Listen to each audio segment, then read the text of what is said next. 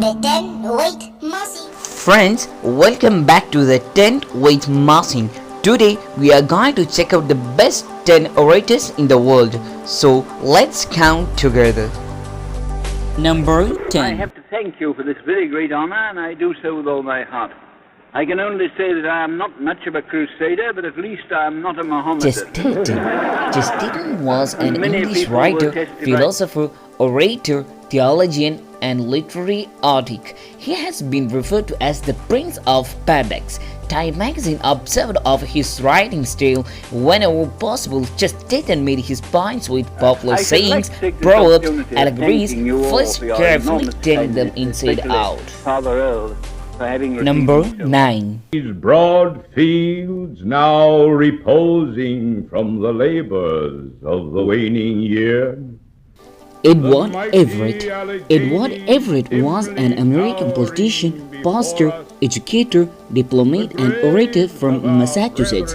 Everett Everett served as U.S. Representative, U.S. Senator, the 15th Governor of Massachusetts, Minister to Great Britain, and United States Secretary of State. He also taught at Harvard University and served as its president for a long time. His speeches really inspired millions of people across the country.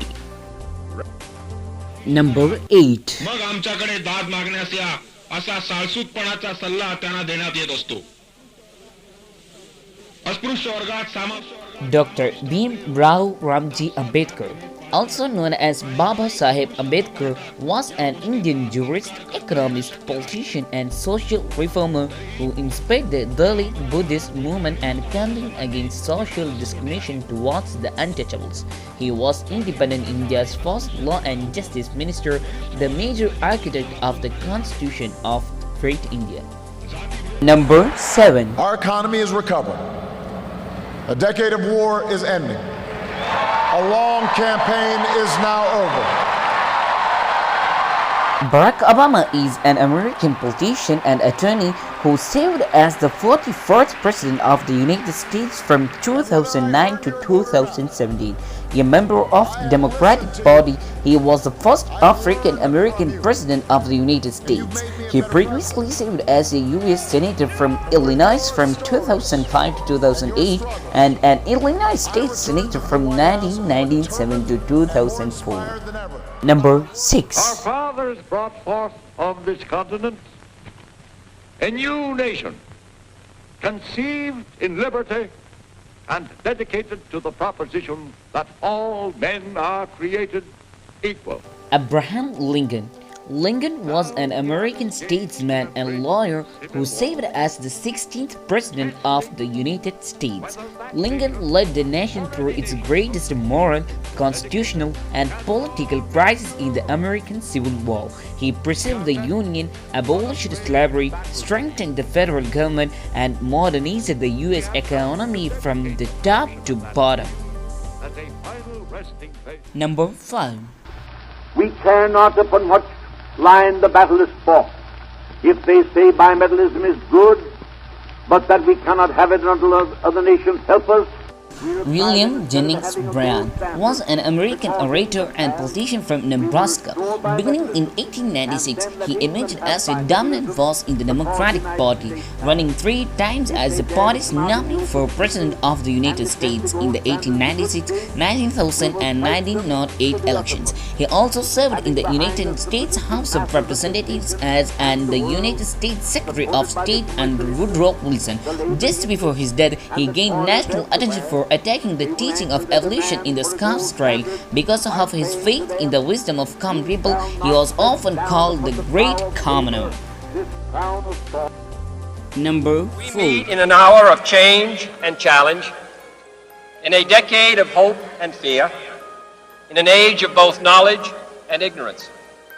The greater our knowledge increases, the greater our ignorance unfolds. John Fitzgerald Kennedy, often referred to by his initials JFK and Jack, was an American politician who served as the 35th President of the United States from January 1961 until his assassination in November 1963. Kennedy served at the height of the Cold War, and the majority of his work as president concerned relations with the Soviet Union and Cuba. A Democrat, Kennedy represented Massachusetts in the U.S. House of Representatives and Senate prior to become president. Number 3.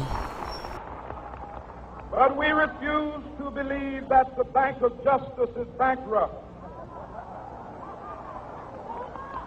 Martin Luther King Jr.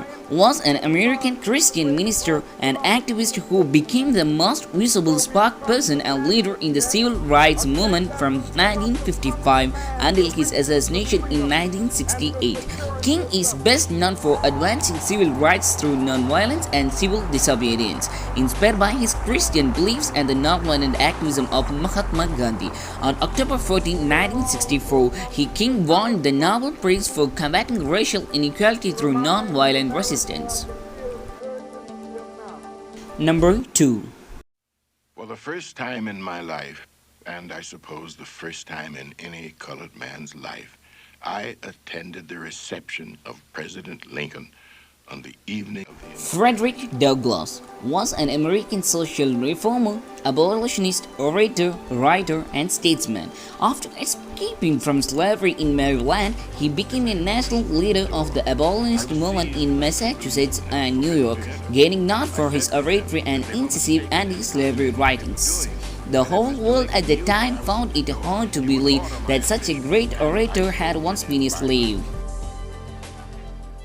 Number 1. By the way, I cannot help reflecting that if my father had been American and my mother British, instead of the other way around, Sir Winston Leonard Spencer Churchill was a British politician, army officer, and orator.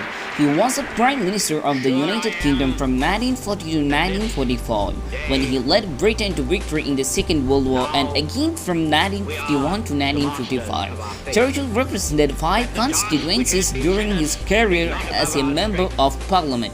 Ideologically an economic liberal and imperialist, for most of his career he was a member of the Conservative Party, which he led from 1940 to 1955. But from 1940 to 1924, he was a member of the Liberal Party.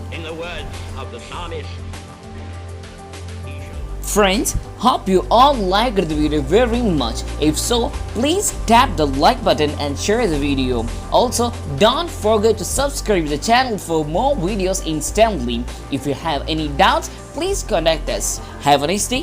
Thank you.